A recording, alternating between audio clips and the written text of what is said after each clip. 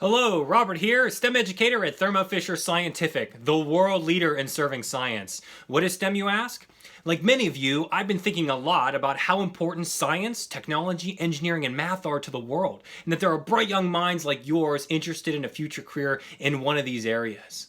So, here at Thermo Fisher Scientific, we have created a challenge, a DIY STEM challenge inspired by our partnership with Boys and Girls Club of America, and are inviting you to participate. This challenge is simple and can be done at home. All right, are you ready? Here we go. Build a model of any instrument or technology utilized by scientists using household items. No, it does not have to be real, only a model. It could be as simple as, say, a microscope, or more complex, like the technologies of, I don't know, flow cytometry.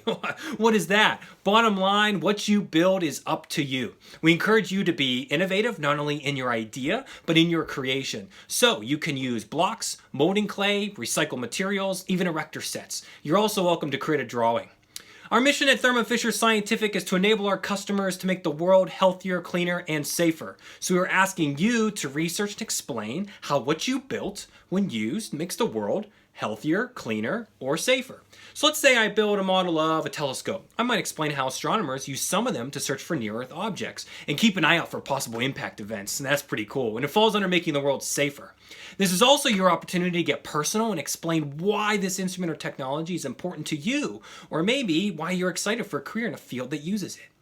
When you're ready to share your project, please do so on social media using pictures or video. And don't forget to use hashtag STEMinside and hashtag DIYSTEMChallenge. All right, to recap, there are 3 steps. First, build a model of any instrument or technology using things found around your home. Next, research and explain how its use makes the world either healthier, cleaner, or safer. And you can make this explanation in your post or video. Finally, share your project via pictures or video on your social media accounts. Please check out the activity steps in this post for age-appropriate examples.